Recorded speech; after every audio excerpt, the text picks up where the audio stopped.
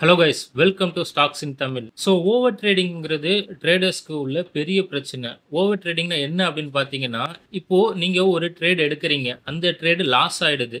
Loss ஆனத உடனே recover பண்ணணும் அப்படின்னு சொல்லிட்டு 2வது ட்ரேடு போடுறீங்க. 2வது ட்ரேடும் லாஸ் ஆயிடுது. இப்போ 2 லாஸ் ஆயிருச்சு.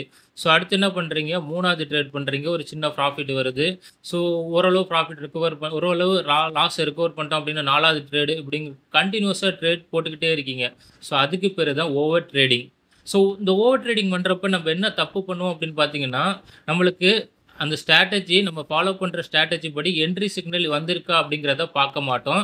ரேண்டமா பை பண்ண ஆரம்பிச்சுருவோம். ரேண்டமா செல் பண்ண ஆரம்பிச்சுருவோம். ஸோ இதனால என்ன நடக்கும் அப்படின்னு பார்த்தீங்கன்னா, லாஸ் வந்து ஹெவி லாஸ் ஆகுறதுக்கான வாய்ப்பு அதிகமாவே இருக்கும்.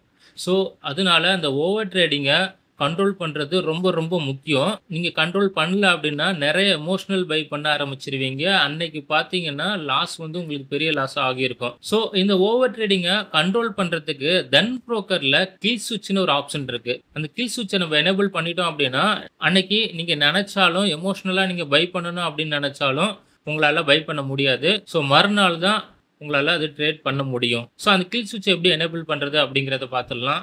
ஸோ இன்னைக்கு ட்ரேட்ல பார்த்தீங்கன்னா, நான் ரூ. 1143 ப்ராஃபிட் எடுத்திருக்கேன். மொத ட்ரேட்ல பார்த்தீங்கன்னா, லாஸ் ரூ. 700 வந்துச்சு. 2வது ட்ரேட்ல அந்த லாஸ ரெக்கவர் பண்ணி எடுத்துட்டேன். ஸோ நான் 2 ட்ரேடு தான் எடுத்திருக்கேன். ஸோ மேபி 2வது ட்ரேட் லாஸா இருந்துச்சுன்னா, நான் அதோட க்ளோஸ் பண்ணி இருந்திருப்பேன். கில் ஸ்விட்ச் ஆன் பண்ணி இருந்திருப்பேன்.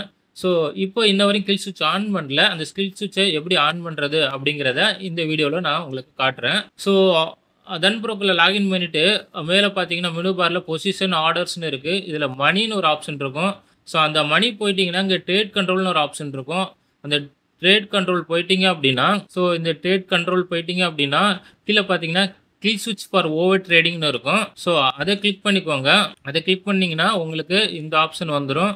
ஸோ இத போயிட்டு நம்ம ஆக்டிவேட் பண்ணிக்கணும். இப்போ வந்து நான் ஆக்டிவேட் பண்றேன். ஆக்டிவேட் கில் ஸ்விட்ச் அப்படின்னு கிளிக் பண்ணியிருக்கேன். You won't able to trade sure ஆக்டிவேட்ன்னு கேட்குது. எஸ் குடுத்துருங்க. இப்போ பார்த்தீங்கன்னா, உங்களுக்கு கில் ஸ்விட்ச் ஆக்டிவேட் ஆயிருச்சு. டன்ல ஒரு ஆப்ஷன் குடுத்துருக்காங்க. ஒரு வாட்டி நீங்க டீஆக்டிவேட் பண்ணிக்கலாம். டீஆக்டிவேட் பண்ணிட்டு மறுபடியும் நீங்க ட்ரேட் எடுக்கலாம். ஸோ அத நீங்க பண்ணக்கூடாது அப்படின்னு நினைச்சீங்கன்னா, 2 வாட்டி நீங்க ஆக்டிவேட் பண்ணணும். ஸோ இங்க பாருங்க.